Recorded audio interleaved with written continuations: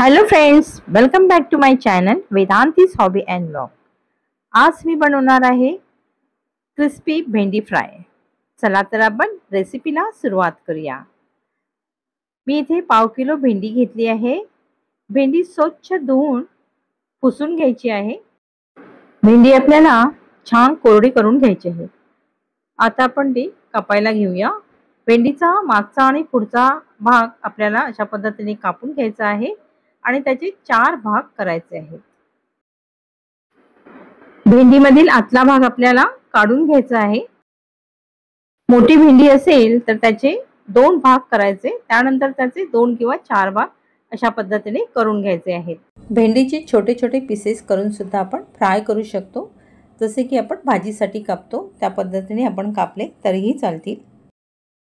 सर्व भेंडी मी आता अशा पद्धतीने कापून घेणार आहे। आता आपली ही सर्व भेंडी कापून झालेली आहे।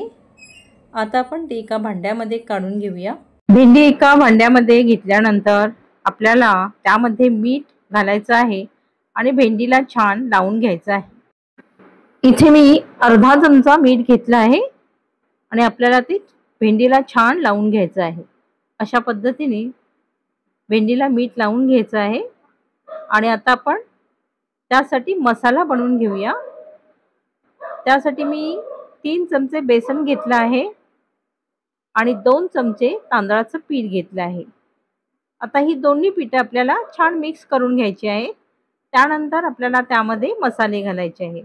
1 चमचा मसाला, 1 चमचा धणे पावडर, 1 चमचा जिरे पावडर, पाव चमचा हळद आणि गरम मसाला पाव चमचा।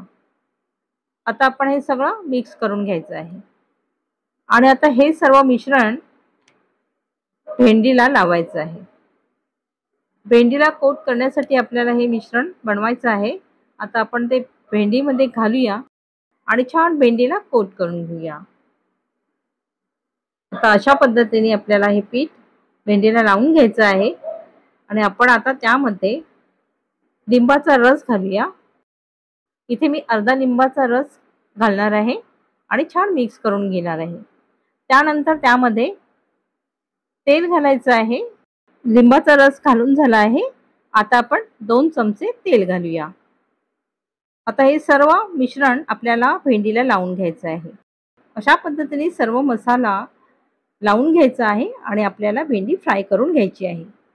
त्यासाठी आता मी इथे एका कढईमध्ये तेल घेतलं आहे। तेल आपल्याला छान कडकडीत गरम करून घ्यायचं आहे। त्यानंतर भेंडी सोडायची आहे। भेंडी 1-2 मिनिटं आपल्याला तशीच ठेवायची आहे आणि त्यानंतर हलवायची आहे। 2-3 मिनिटांनी भेंडी आपोआपच वरती येते। आता 2-3 मिनिटं झाली आहेत।